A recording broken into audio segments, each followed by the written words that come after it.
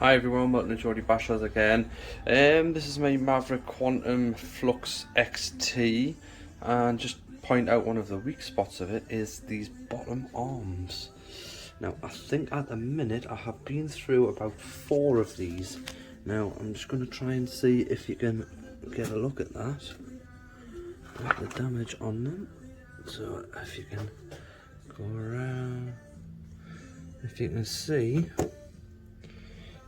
it's got something to grab it with. So if you can just see into this bit here, that is there a weak point where they all snap. Now I have another one here, which obviously a bit closer up. If you look at them, and they tend to split at the same place every single time. Now this is a brand new one that I've bought. Obviously you get a set of 4. I will put the link to the parts down below. Now I've been soaking this one in some WD-40 just to try and soften it up a little bit. Hopefully it will not break as fast. But even factory made, if you get a closer look at that, and I'll just get the camera to focus out a little bit, you can see that even from the factory, they're still not the best. You can sort of see the seam on them, the dwell joint on them, bit of a gap. Not ideal. Now I have looked online and there is nowhere available that I can find that does any sort of upgraded or strengthened or even aluminium parts for these. So until that basically comes on the market, I think I'm just going to have to keep on grinning and bearing it and basically keep replacing them. Now I'm just going to do a quick demo on how you can basically get them off and back on again, but if you've got one, no doubt you've probably already had to change 1 or 2 of these yourself. So we'll go ahead with it, and if you don't want to watch the rest of it, I will just hyperlapse it at the end there. Right, so obviously I'm going to take the wheel off first of all, just so I can get access to it, and then we need to take off the hex. There's a little bit of persuasions on it needs. Just try and shift that so you can see it there, little driver, and then we'll pop that hex off. And there's your hex. Nearly lost it.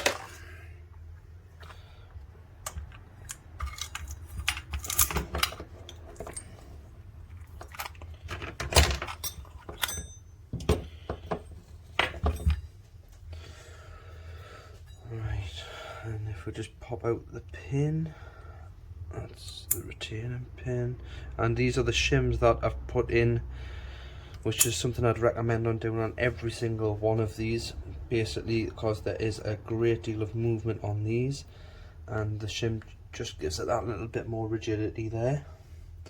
And next off, we are going to use a 2mm hex, and we're just going to take off the bottom ball joint cover. There's 1 and 2. Now actually this is a handy little screwdriver set I bought on Amazon for, I think it was about $12.99, and I did buy some cheaper ones a while back from on somewhere in China or somewhere like that, and actually when they did come they were all completely the wrong sizes. They didn't fit anything, even though they stated they were a 1mm, 1.5mm and a 2mm. I don't know where they get their measurements from, but you know, so be it.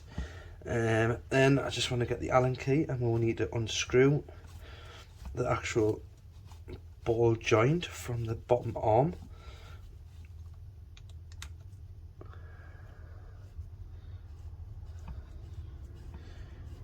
Basically, once you take that bottom cover off, you will see that we have the bottom ball joint, which is that piece there. Stick it in the tray, And that is my bottom arm loose, bar the rear shock, which is next. Is just the same again, 2mm hex screw. And if we just unscrew that,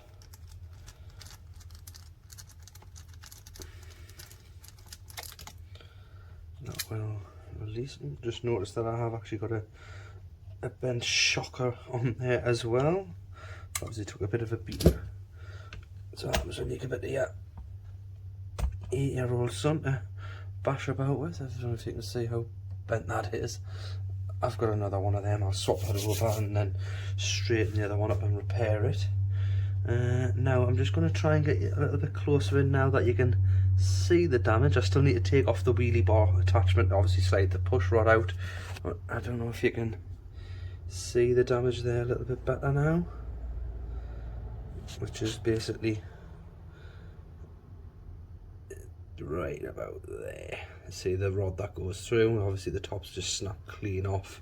And if we go around to this side, that's actually not too bad, that side there. Yeah, so I'll just stick this back on the top and I will disconnect the wheelie bar next, which again is just a 2mm hex, and if I remember rightly, it's basically the bumper. Take off the bumper one.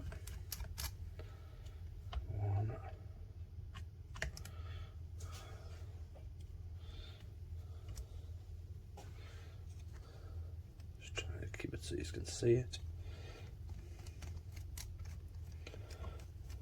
So then 2 screws off, lift off the bumper, and that'll obviously free up that bit. Then underneath there are 2 hexes again, which go into the chassis. Obviously I haven't done there before because I've already changed the one on the other side. Then off comes the wheelie bar.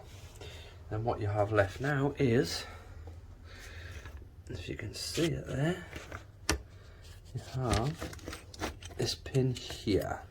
That one there. Basically you want a set of mole grips. I'm going to try and do this one-handed so you can see. Basically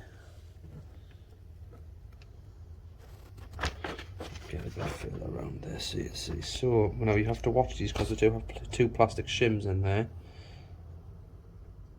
I'll try and pull that out. There it comes. So there's the arm.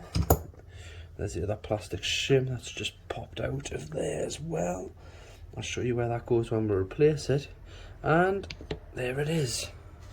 One more damaged HPI weak point, definitely. Now I thought originally it was just down to the cold weather, that obviously they were making them all brittle and what have you, but you see it hasn't really been bashed mega hard, and it's onto the 4th one I've changed now. I'll stick it back up there. Right, just trying to get you a better view there. So I've got the new bottom arm here, and basically not too bad of a process to do. I'm going to, obviously shock tower connects to the back, so you want this bit pointing towards the back, so you can only go in one way basically. Now what I found is the trickiest part is getting this little plastic shim there to stay in place. Now am I going to get it? No. It can get a bit tedious, this bit. So if I try and attach that first, just get it somewhere near, like there, and then what I'm going to do is I'm going to just keep it in place with that, and then you have obviously the arm with the, just going to keep it all in place. Just trying not to get in the way of everybody, but I'm sorry if I am. Obviously we'll just line that up a little bit.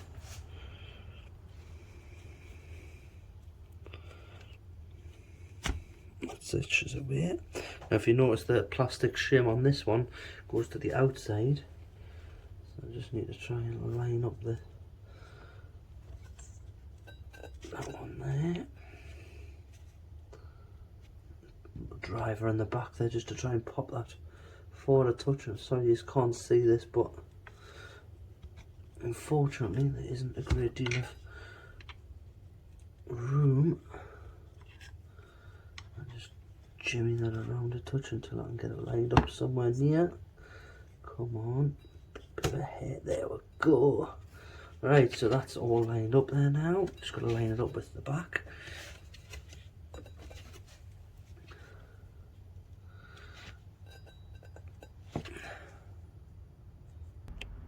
Right, that took a little bit longer than I thought it was going to do. So just give it a little bit of a tap there, and it's actually went home there now. And that's that done. So that's actually now in place there, which you can see. So next part is obviously make sure the drive shafts are still connected, and then I need that ball joint, which is in the tub here. So that part there, same again, this part. Now what you have to do with this one is you have to obviously insert it through the bottom hub first, line it up to the hole, and then obviously get your Allen key and just screw it into the hole that's there.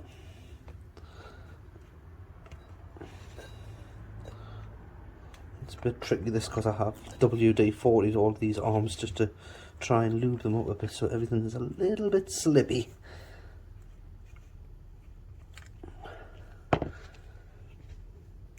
Not playing.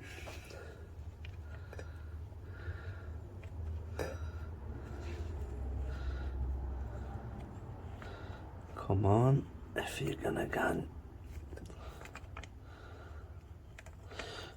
It's just gonna bear with us a minute.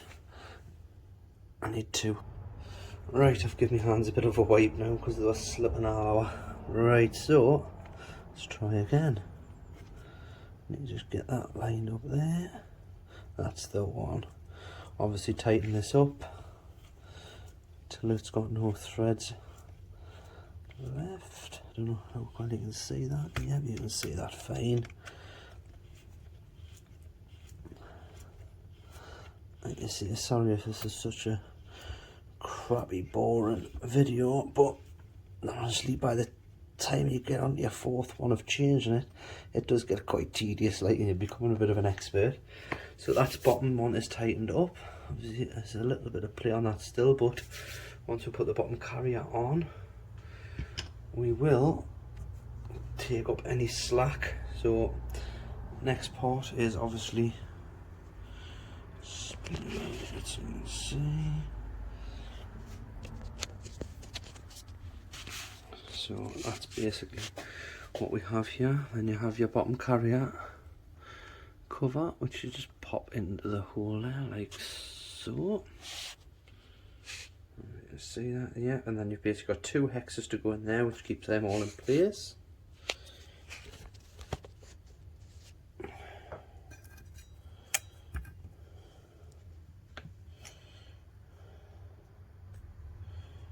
That's the first one.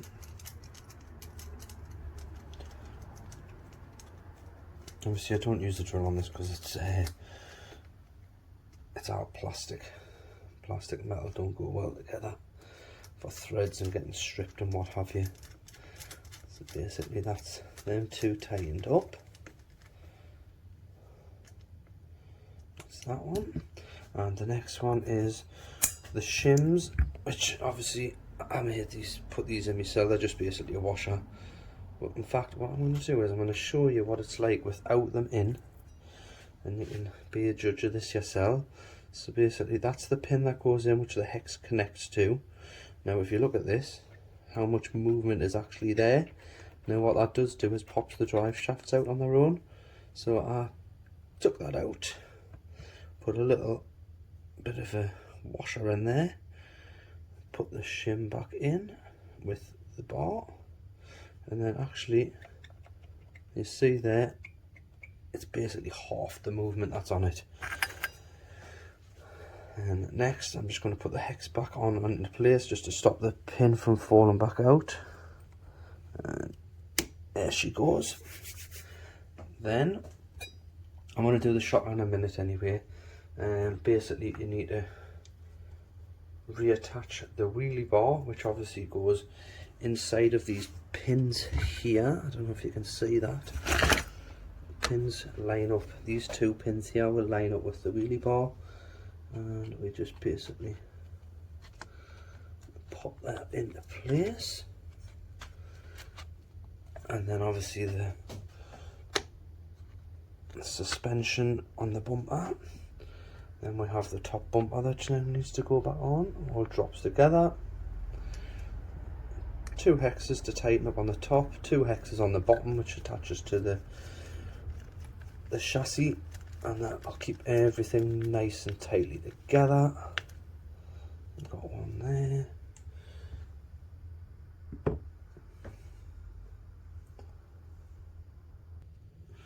And then the second one in the top, which I had lost before. Actually, I've just had to pause just while I went and found it. It was on the flipping floor. Screw that one in the top, and then basically I'm going to tighten up that one and that one to the chassis, and I'm going to get in the way of the camera yet again.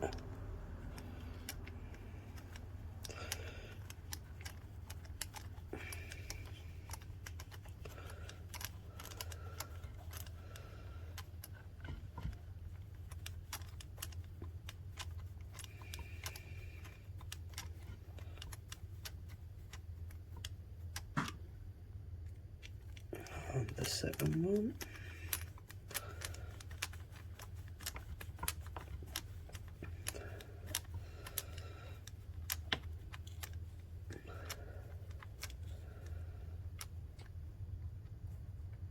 Nice and tight, because they're going to go straight into the chassis.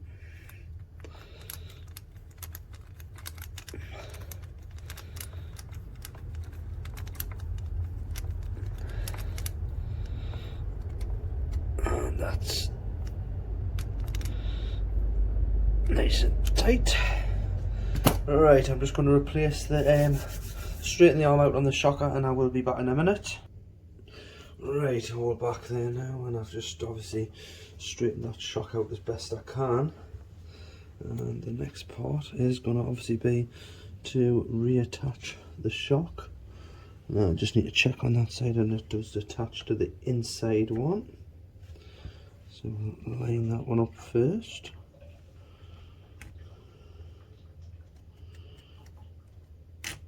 That's her there.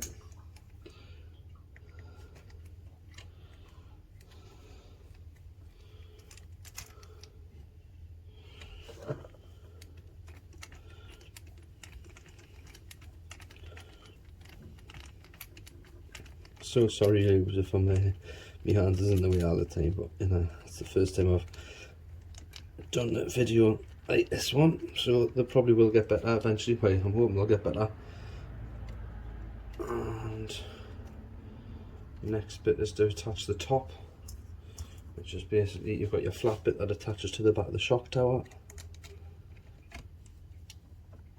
and nip that up.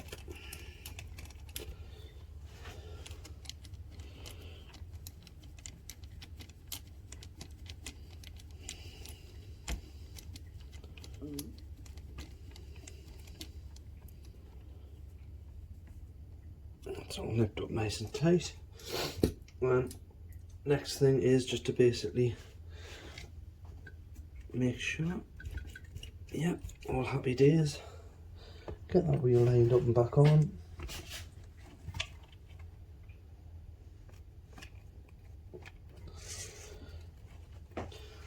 My nut, which is there right in front of the busy camera again. And that is how you would change the bottom arm on a Quantum Maverick Quantum Flux XT or MT, because I do believe they are the same chassis. If this video is any help to you, please hit the subscribe button, because there will be some more to come, hopefully on a bit better quality and not as many hands in the way and what have you. and hit that like button if this was a help. Thanks now, and see you next time.